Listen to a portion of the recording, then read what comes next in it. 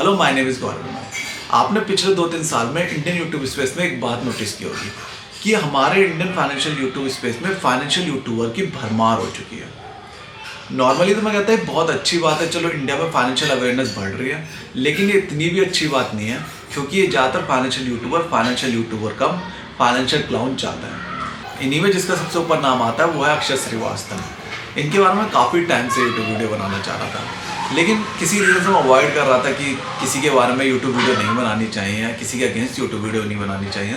लेकिन वो चीज़ एकदम से बदल गई जब मैंने एक यूट्यूब वीडियो की शॉर्ट देखी, जो कि इतनी गलती कि मुझसे रुका ही नहीं गया कि इसके बारे में वीडियो ना बनाऊं, क्योंकि मुझे लगता है कि लोगों को इन्फॉर्मेशन होनी चाहिए कि ये फाइनेंशियल यूट्यूबर या मैं कहूँ फाइनेंशियल क्लाउन क्या क्या गलतफहमियाँ फैला रहे हैं हमारे देश में। तो चलिए स्टार्ट करते हैं, पहले वीडियो देखते हैं। अभी कुछ दिन पहले एक पब्लिकली लिस्टेड कंपनी के सीईओ जो एक यूनिकॉर्न फाउंडर हैं, उनने खुद अपनी कंपनी के काफ़ी सारे स्टॉक्स बेच दिए। तो रिपोर्टरों ने पूछा कि क्या आपको अपनी कंपनी पे विश्वास नहीं है, आपने स्टॉक्स क्यों बेच दिए? उन्होंने बोला कि यार मैंने ज़िंदगी भर मेहनत करी, मैंने ये कंपनी बनाई, मेरी सारी की सारी वेल्थ इस कंपनी में टाइड है, अब मुझे अपने घर के बिजली का बिल, पानी का बिल ये सब पे करना है, तो इसलिए मुझे कुछ स्टॉक्स बेचने पड़ गए। एंड उसके बाद कंपनी की स्टॉक मार्केट में अच्छी खासी पिटाई हो गई और रिटेल इन्वेस्टर्स ने अपना काफ़ी सारा पैसा खो दिया। तो पहला इंस्टेंस है FTX, एक $32 बिलियन की कंपनी थी, अगले दिन उसका वैल्यूएशन हो गया जीरो। दूसरा एग्जाम्पल है अदानी एंटरप्राइजेस। वो डेट ले लेके यानी कि लोन ले लेके उन्होंने अपनी कंपनी के वैल्यूएशन इतने ज़्यादा कर दिए कि अभी वो दुनिया की सबसे बड़ी वैल्यूड कंपनीज में आने लग गई। तीसरा एग्जाम्पल आता है पेटीएम का कि जब वो प्राइवेट कंपनी से पब्लिक लिस्टेड कंपनी बनी तो उसका 70-75% वैल्यूएशन कम हो गया। तो एज एन इन्वेस्टर मैंने वैल्यूएशन एक्सरसाइज को ट्रस्ट करना बंद कर दिया है। आप सिर्फ अच्छे बिजनेस फिगर आउट कर सकते हो इन्वेस्ट करने से पहले, वैल्यूएशन के बारे में ज़्यादा मत सोचो। अब इस वीडियो का हर पॉइंट में आपको 1 बाय 1 एड्रेस करूँगा। अब स्टार्टिंग में तो ये जो पता नहीं क्या बोल गया, मेरे को समझ में नहीं आया किसके बारे में रेफरेंस दे रहे हैं, और अगर ये इनकी ओपनिंग पिच थी तो इसे हम इग्नोर कर देते हैं। इसके बारे में कुछ बोल नहीं सकते क्योंकि उन्होंने नाम नहीं बताया, तो उसको इग्नोर करते हैं। तो अब आ जाता है FTX के बारे में। FTX एक $32 बिलियन की कंपनी थी, अगले दिन उसका वैल्यूएशन हो गया जीरो। अब मेरे को ये वाली बात ना एक इतनी हंसने वाली बात लगी ना कि मैं आपको बता ही नहीं सकता। और ये अगर एक फाइनेंशियली अनअवेयर बंदा बोले तो समझ में भी आता है, लेकिन अक्षर जिनका इतना बड़ा चैनल है वो ऐसी बातें कर रहे हैं तो वो हंसने से ज़्यादा कुछ हो ही नहीं सकता। बल्कि मैं ये सोच के सैड हो जाता हूँ कि इतने लोग हैं जो इन्हें फाइनेंशियल एडवाइस के लिए फॉलो करते हैं। अब क्या ये पहली बार हो रहा है क्या किसी कंपनी में स्कैम हुआ तो उसकी वैल्यूएशन नेक्स्ट डे जीरो हो गई? अगर किसी कंपनी में स्कैम होगा और उसके पास कोई एसेट नहीं बचा तो उसकी वैल्यूएशन क्या होगी? जीरो ही होगी। और ये पहली बार नहीं हुआ, इंडिया में भी 50 बार हो चुका है। जिसका सबसे बड़ा एग्जांपल तो सत्यम कंपनी थी, आप सर्च मार सकते हैं। उसके बाद DHFL भी आई है, और इंटरनेशनल भी देख लो तो बहुत ही कंपनी, थेरानोस थी, उसके बारे में आप रिसर्च कर सकते हैं।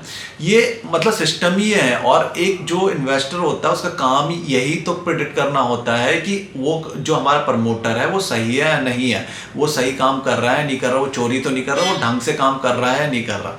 और हमारा अक्षर जी कह रहे हैं इन्होंने वैल्यूएशन से विश्वास ही करना छोड़ दिया। मतलब मेरे को समझ में ही नहीं आ रहा कि आपको लगता है कोई किसी वैल्यूएशन पे पहुंच गई तो उसकी असली वैल्यू होती है, और अगर प्रमोटर चोरी कर ले तो फिर वैल्यूएशन सिस्टम गलत है। क्या पता आप ही रिसर्च अच्छी नहीं करिए, इसका मतलब तो ये होता है ना, इससे सीखने को मिलता है। एक इन्वेस्टर का यही तो काम होता है कि एक प्रमोटर को पहचानना कि ये बिजनेस चला पाएगा या नहीं चला पाएगा, और ये जो बिजनेस चला रहा है वो फाइनेंशियली वायबल भी है या नहीं, वो आगे काम कर पाएगा या नहीं कर पाएगा। इसमें वार्न बफेट ने कई बार कहा है कि हमेशा ऐसा बिजनेस खरीदो जो कि एक मूर्ख भी चला सके। अब FTX हमेशा से चोरी कर रहा था, उसका प्रमोटर भी गलत है, उसका मतलब तो आपने वैल्यूएशन पहले ही गलत करी हुई थी। मार्केट तो गलती करता ही है ना, इसमें तो आपकी गलती है। इसमें वैल्यूएशन से विश्वास उठने का मेरे को मतलब इसमें बिल्कुल समझ में नहीं आया। मतलब एक कंपनी के पास कुछ नहीं है और उसके पास एसेट कुछ भी नहीं है तो उसकी वैल्यूएशन कैसे हाई हो सकती है?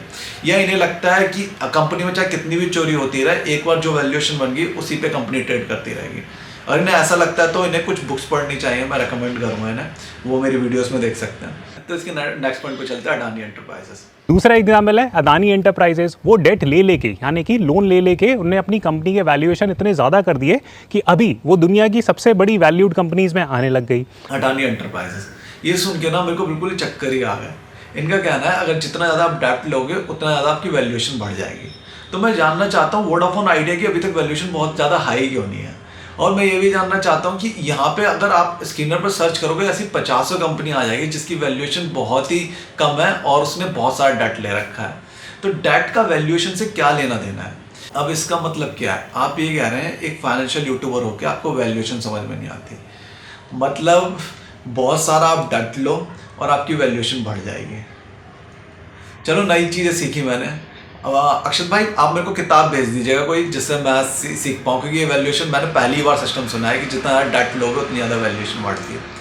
तो अब अगले पॉइंट पे चलते हैं। तीसरा एग्जाम्पल आता है पेटीएम का कि जब वो प्राइवेट कंपनी से पब्लिक लिस्टेड कंपनी बनी तो उसका 70-75% वैल्यूएशन कम हो गया। तो एज एन इन्वेस्टर मैंने वैल्यूएशन एक्सरसाइज को ट्रस्ट करना बंद कर दिया है।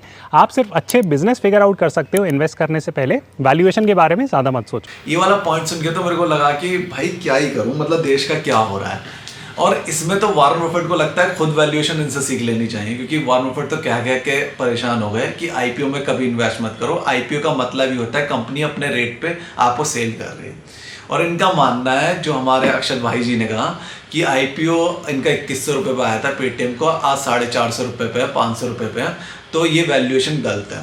तो अक्षत भाई एक बात बताओ, जब कोई आईपीओ लाता है तो वो उसकी वैल्यूएशन हो जाती है, मतलब वो जितने पे आया वो मतलब उतने पे फिक्स हो जाता है, वही उसकी वैल्यूएशन है। क्योंकि मेरे को हमेशा से लगता था कि आईपीओ या कोई भी शेयर कितने पे भी ट्रेड हो सकता है, एक इन्वेस्टर का काम है असली वैल्यूएशन का इंतजार करना, अगर वो उस वैल्यूएशन में मिले तभी आपको खरीदना है। लेकिन आपने मेरे को नई चीज़ बताई है कि अगर कोई भी आईपीओ एक आता है वो उसकी वैल्यूएशन होती है और वो उससे नीचे गिर जाए तो हमारा वैल्यूएशन से विश्वास उठ जाना चाहिए। क्योंकि मेरा, Warren Buffett, Peter Lynch, Mohnish Pabrai, हम सबका तो यही मानना है सूनर और लेटर कंपनी अपने रियल वैल्यू पे जरूर आती है। और अगर पेटीएम आईपीओ लाया है तो एक आईपीओ को जो करना चाहिए, कंपनी को, ओनर को जो करना चाहिए, अपनी कंपनी को महंगे से महंगे दाम पे लिस्ट करना चाहिए, तो वो तो उन्होंने किया ही था। एक इन्वेस्टर का ही तो काम होता है वो पता करना कि उन्होंने सही वैल्यू पे लिस्ट कर रहे हैं या नहीं। अगर गलत वैल्यू पे लिस्ट कर रहे हैं तो हम नहीं खरीदेंगे। तो एक इन्वेस्टर का ही तो यही काम होता है। तो आपका तो ये कहना है कि वो जितने पे लिस्ट कर रहे थे वो उसकी वैल्यूएशन थी, हमें मान लेना चाहिए था एज अ रिटेल इन्वेस्टर। आपको ये कहना है। लास्ट में अक्षत ने क्लोजिंग स्टेटमेंट में ये कहा कि इन्होंने वैल्यूएशन को एक्सरसाइज करना बंद कर दिया। अब बस मेरा एक क्वेश्चन अक्षत से कि एक इन्वेस्टर का काम क्या रह गया अगर वो वैल्यूएशन ही नहीं करेगा? क्योंकि मैं तो हमेशा से यही समझता आया था कि इन्वेस्टर का एक काम होता है वैल्यूएशन करना, और ये कह रहे हैं कि वैल्यूएशन ही मत करो, कोई भी एक अच्छा बिजनेस खरीद लो। तो अब मैं जानना चाहता हूँ अच्छा बिजनेस का मतलब क्या है? जिसके ऐड चल रहे हो वो अच्छा बिजनेस है, जिसके बारे में सब कह रहे हो वो अच्छा बिजनेस है? क्योंकि मेरे को तो हमेशा से ये लगता था कि आपको हमेशा कॉन्ट्रेरियन बैट लेनी है। अगर सब अच्छा कह रहे हैं तो आपको वो देखना है जिससे लोग अच्छा नहीं कह रहे लेकिन आपको पता है अच्छा है। लेकिन आपके हिसाब से तो आप ये कह रहे हैं कि अगर पूरी दुनिया कह रही है कुएं में कूदो तो आपको कूदा। तो ये थी मेरी आज की वीडियो अक्षत के ऊपर, और मुझे लगा बहुत इंपॉर्टेंट।